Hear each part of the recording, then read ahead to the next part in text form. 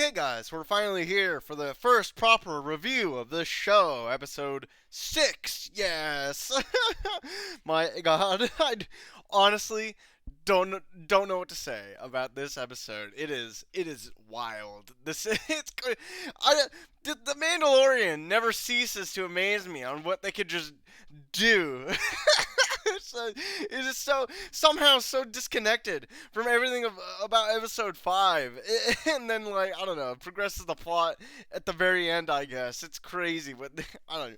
It is retarded. But it's funny, absolutely funny. Now, maybe like the last video I did, I think I maybe didn't elaborate on some points throughout like the whole show thus far. Again, it was just my general thoughts about the show anyway at that point, and I hope I got that across, at least that it was just bad. And this episode's still bad, so we're gonna go into it, obviously. Now, this episode firmly supplants Mando as the actual protagonist of this story. He does not matter anymore. It's all about Bo-Katan. We're going 100 on Bo, or Lady Bo, right?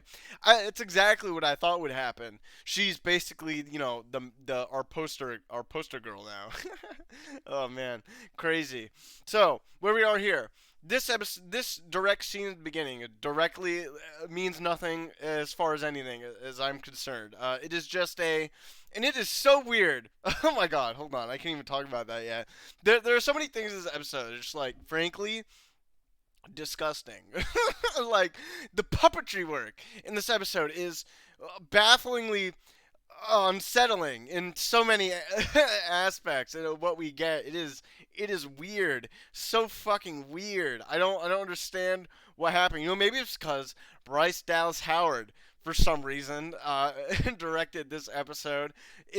Heels from Jurassic Park, Jurassic World, incredible.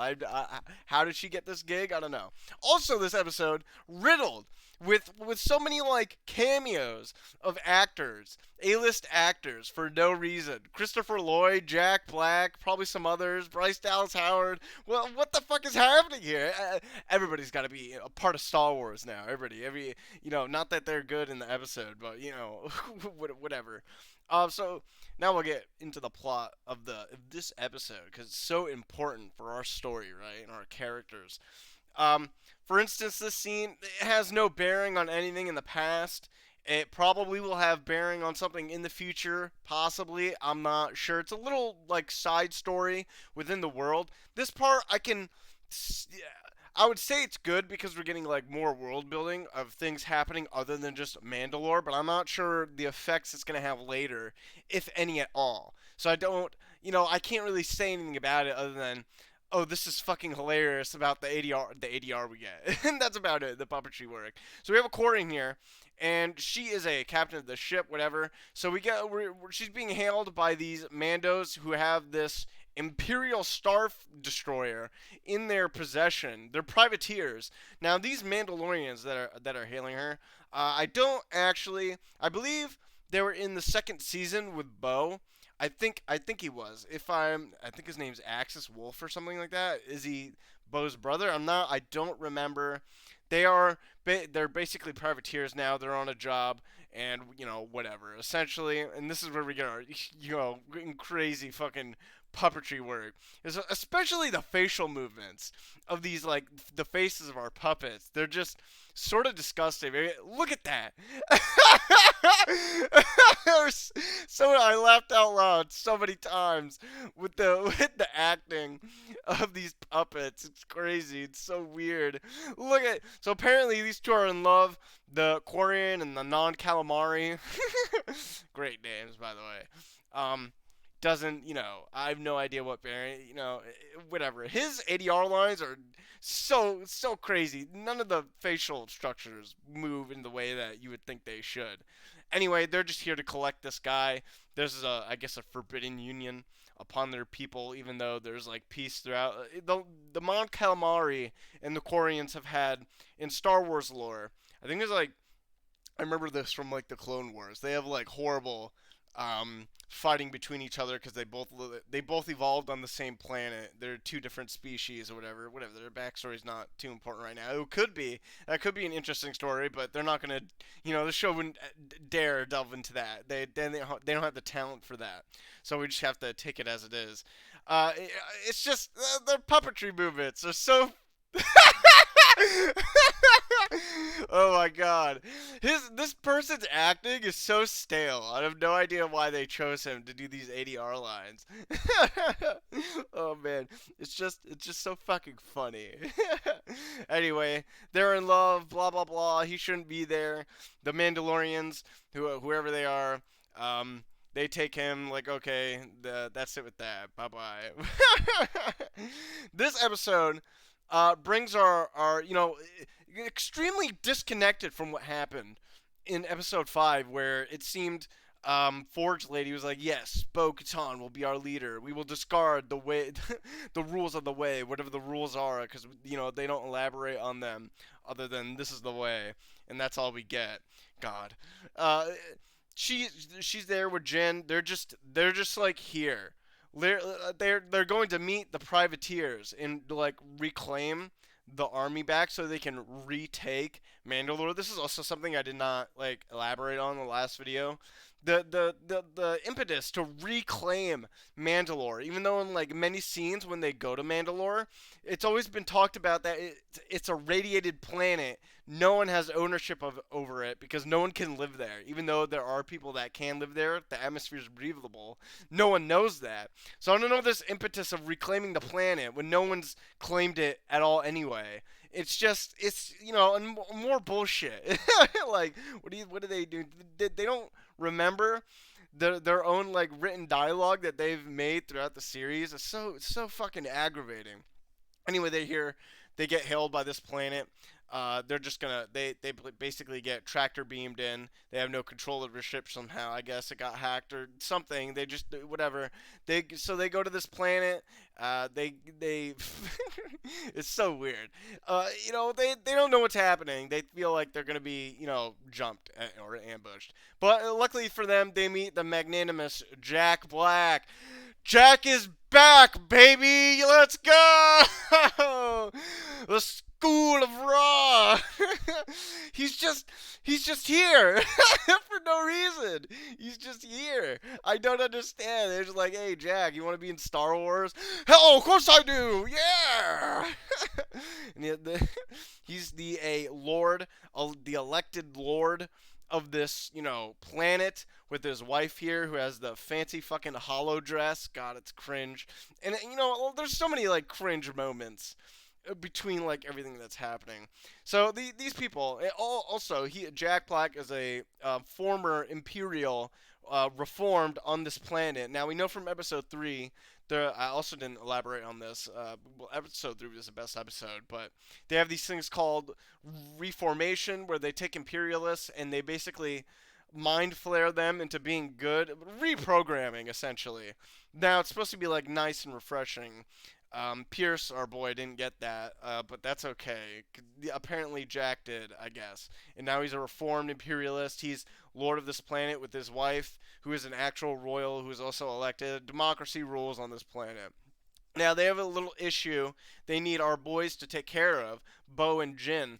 There's a bit of nostalgia in this episode as well. We get into like the battle droids. Their society on their planet is so focused, and the messaging is really ham-fisted, kinda. There's they don't elaborate on it because they could never delve into that subject matter because they don't know how to handle it. The sentient droids, can droids be sentient? But it's funny because in the Han Solo movie, droids are sort of sentient now, or did that not translate into the future of this franchise? Because that was back then. We don't know. They'll never really elaborate on these rules for droids because they don't actually want to. Do droids actually have personalities? We don't know, or feelings. Anyway, it doesn't matter. They have a problem. Their society is built upon droids. The droids basically take care of everyone and do everything. The machines rise up, right? And all their people are basically like zombies who just do art and recreation all the time. Maybe this episode is also commentary on about our own society, about what's gonna happen when we have robots, and what's gonna happen to us and workers' rights, all that stuff. Though they don't dive deep into that philosophy again because they never could. They couldn't handle that. It's only one episode anyway.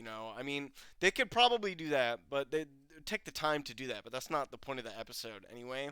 So it doesn't matter. So it's just but this episode is basically just filler, more filler for the Mando show. Even though it's like it's supposed to be about Bo essentially becoming the new Mandalorian queen, but it's just sidetracked with all this like bullshit about these droids and filler. But at the same time, I actually enjoy that more than all the stupid fighting that happens in the Mandalorian, because it's so bad. I'd rather just have this like break, even though it's ridiculous. This break in the action where we actually see maybe more personality from our characters, because Mando, he doesn't have it himself. Bo-Katan has it a little bit, and then obviously Jack Black is a charismatic god, right? So I'm torn between whether or not I actually like the episode, but I know the ending, is extremely paramount for the future to, what it implies about the future of our characters. Not that this episode has any bearing. The rest of this episode has no bearing on the plot of anything until the end. So we'll go through that. Their job right now, Jack and his lovely wife here are gonna ask them. We have a droid problem. Apparently, all the battle droids are malfunctioning. They just have battle droids, and they recommission them. They probably wipe their memory. They reprogram them. But now they've been acting up for some reason. At the start, it was just a few isolated incidences, and now it's like becoming a natural problem where they're hurting citizens.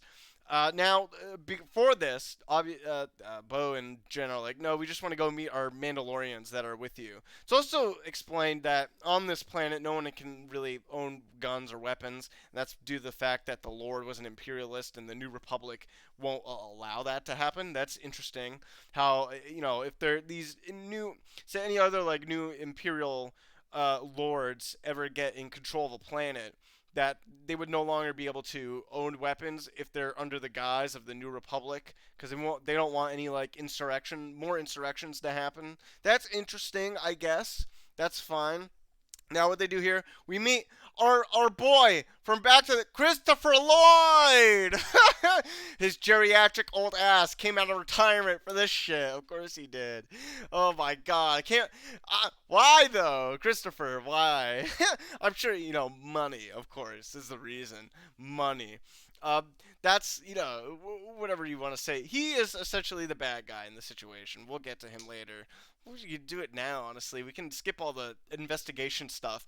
Essentially, Jin and Poe are gonna like figure out this problem so they have permission to meet the privateers. I don't know, maybe become friends with the this system, and the new Mandalorian system and this system will be friends in the future, and they'll have maybe an alliances wherever that point. They'll never get to that point.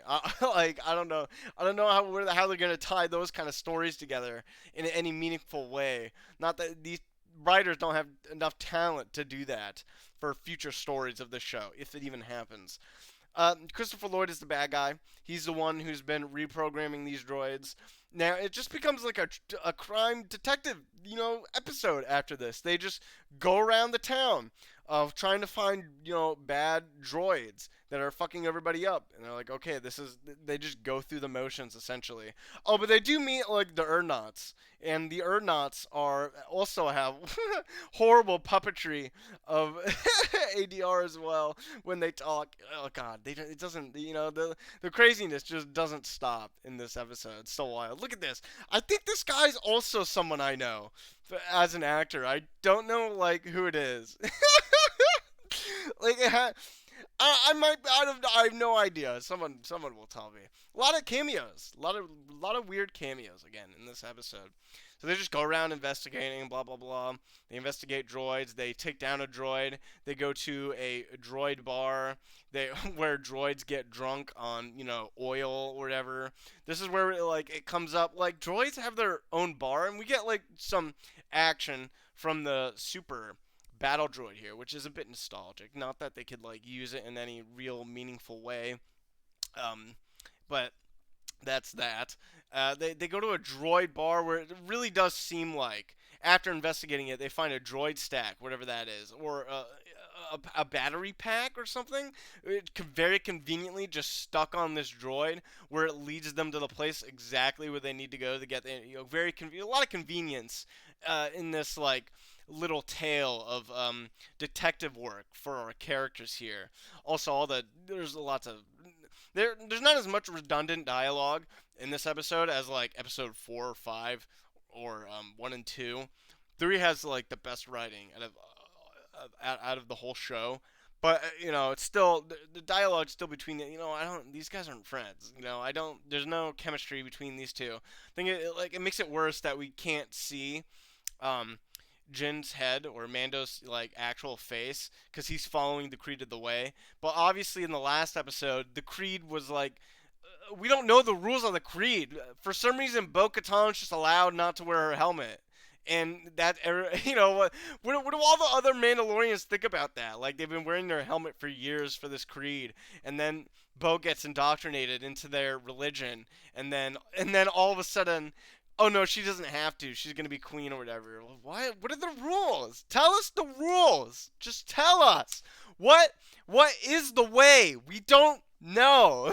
we, shit. Do I even want to know the? Do you know the way? I do not want to know the way. I don't even know anymore at this point. Like, what is the actual point?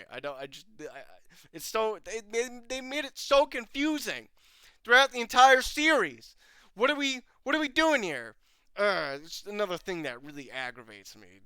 Just whatever. They go to the droid bar. They find it. They find all these droids that just literally hang out at this bar. Apparently, they're drinking again like some sort of substance, oil substance, lubricant that like refreshes them and fixes patchworks their programming. And they get like sized up by all the droids, and they're all listening to very cool dubstep, by the way. Awesome, nice choice for these droids. Now, uh, the bartender here basically helps them, gives them the information they want to find out like what's on these stacks. Apparently, what these droids have been drinking, this very specific cocktail of oil and meth for droids has sort of reprogrammed them all, and they're gonna find out like what is the source, and what's to do with this like oil. So they get it. That's cool.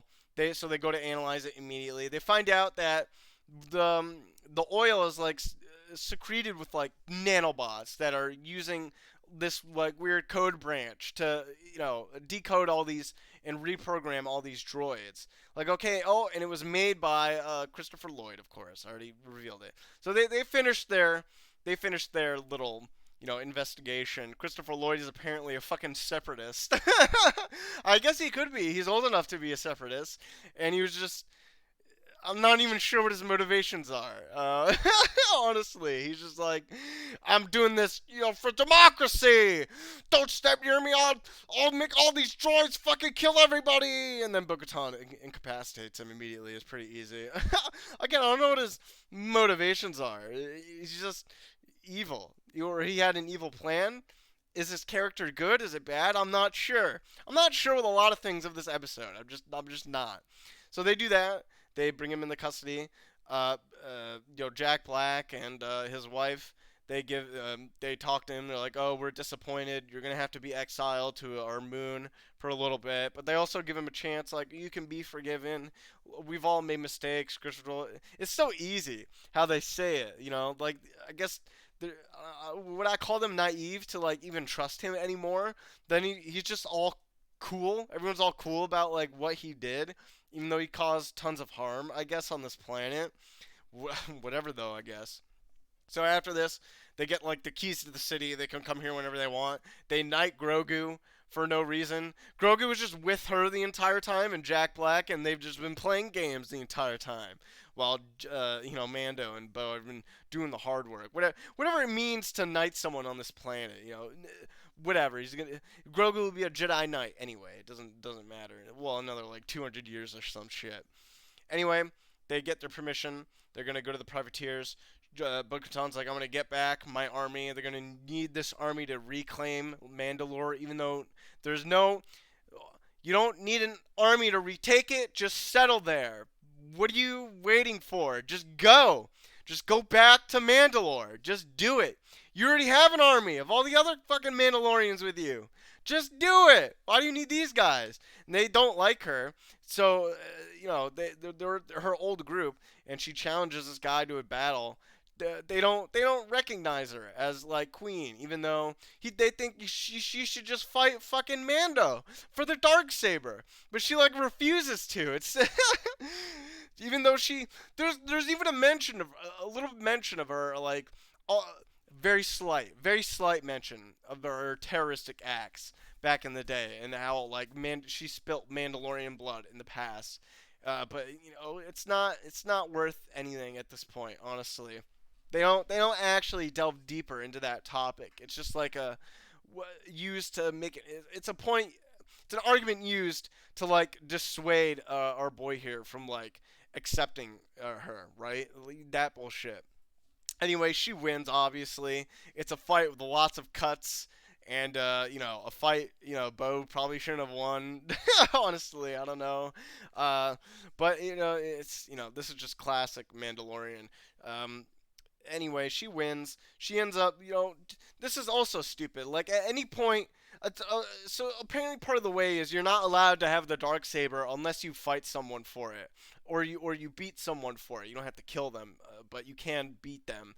And Jin's just like, we go back to episode 2 where Bo saves her, where Bo saves Mandor. Oh, I'm sorry, Bryce Dallas Howard. I'm imagining her giant tits. Bo saves Mando from that like beetle guy back on Mandalore, where whatever that thing was, and she saved him. She used the dark saber, so Mando tells them of this act. Therefore, she beat my enemy who captured me. Therefore, she's better than me. And she used the dark saber to do it. Therefore, she is our leader.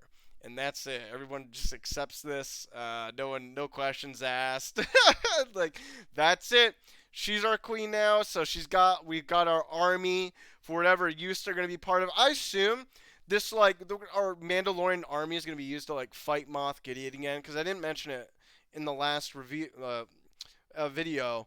Moff Gideon escaped. No one seemed to notice that he escaped, from the New Republic, but he did. How easy it was. Maybe it was these guys who did it, or who knows who did it. We don't know the details yet. I assume maybe they'll be used to fight Moff Gideon in another like Imperial battle somewhere. Maybe Moff Gideon's trying to take Mandalore. Who knows? I cannot properly really guess anything for this show. I did not expect this like weird episode to happen. This is the only important part of this episode, really, that Bo wins, and she's now the leader of all Mandalorians. She claims the darksaber, and it's not Mando's show anymore. It's her show. There we go. I assume she's gonna be able to wield it easily, not like Jin, right? Where Jin is like couldn't.